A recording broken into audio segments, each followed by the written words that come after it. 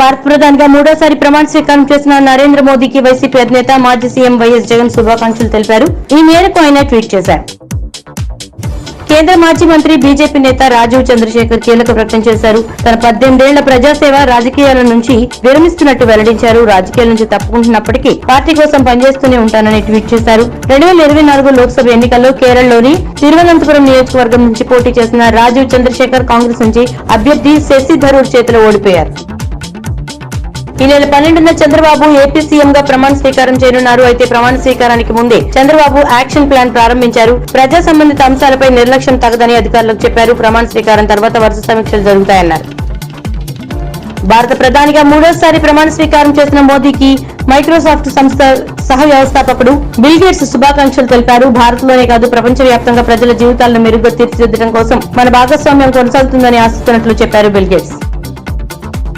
రాష్ట్రపతి భవన్లో మోదీ మూడోసారి ప్రధానిగా ప్రమాణం చేశారు. ఆయనతో సహా 72 మంది ప్రమాణం చేశారు. తెలుగు రాష్ట్రాల నుంచి 5గురికి చోటు దక్కగా తెలంగాణ నుంచి 2, బీజేపీ, ఏపీ నుంచి 1 బీజేపీ, 2 టీడీపీ ఎంపీలకు కేబినెట్ లో చోటు దక్కింది. రాష్ట్రపతి ద్రౌపది ముర్ము ప్రమాణం చేయించారు. మొదట మోదీ ప్రమాణం చేసిన అనంతరం Rajnath Singh, Amit Shah, Nitin Gadkari, JP Nadda, Shivraj Singh Chouhan, Nirmala Sitharaman, S Jaishankar, Manohar Lal Khattar, HD Kumaraswamy, Piyush Goyal, Dharmendra Pradhan, Jitan Ram Manjhi, Rajiv Ranjan Singh, Sarbananda Sonowal, Virendra Kumar, Kinjarapu Rammohan Naidu, Pralhad Joshi, Jual Oram, Giriraj Singh, Ashwini Vaishnaw, Jyotiraditya Scindia, Bhupender Yadav, Gajendra Singh Shekhawat, Annapurna Devi, Kiren Rijiju, Hardeep Singh Puri, Mansukh Mandaviya, Kishan Reddy, Chirag Paswan, CR Patil, Indrajit Singh, Jitendra Singh, Arjun Ram, Meghwal, Pratap Rao Jadhav, Jayant Chaudhary, Jitin Prasada, Shripad Naik, Pankaj Chaudhary, Krishan Pal, Ramdas Athawale, Ramnath Thakur, Nityanand Rai, Anupriya Patel,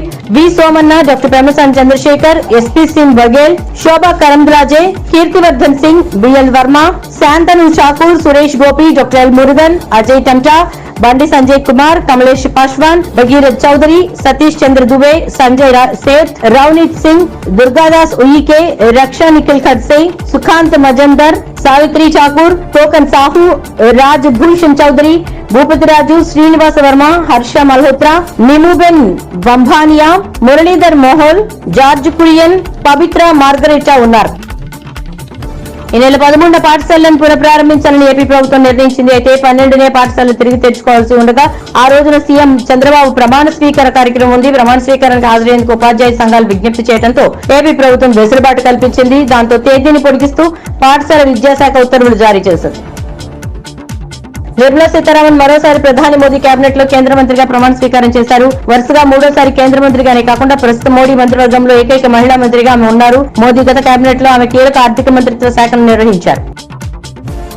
Telangana పోలీసులకు సంబంధించిన వెబ్సైట్ల హ్యాకింగ్ కేసులో పురోగతి సాధించామని రాష్ట్ర డీజీపీ రవి గుప్తా వెల్లడించారు. Telangana cyber security bureau police department యొక్క హ్యాక్ ఐ అప్లికేషన్ డేటాను చోరీ చేసిన హ్యాకర్ ను అరెస్ట్ చేసినట్లు రవి గుప్తా ప్రకటించారు.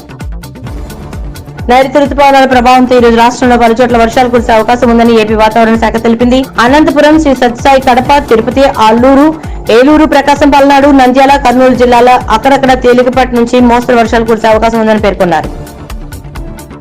ఎన్నికలకు ముందు అన్ని పంటలకు 500 బోనస్ ఇస్తామని హామీ ఇచ్చిన కాంగ్రెస్ ఇప్పుడు సన్న వడ్లకే బోనస్ అంటూ త్రికాసు పెట్టడం సరికాదన్నారు. మాజీ మంత్రి హరీష్ రావు కాంగ్రెస్ మాట నిలబెట్టుకోవాలని, రైతులను దగా చేయడం మంచిది కాదని హితవు పలికారు. కాంగ్రెస్ ప్రభుత్వం వ్యవసాయాన్ని చిన్నచూపు చూస్తోందని మండిపడ్డారు హరీష్ రావు.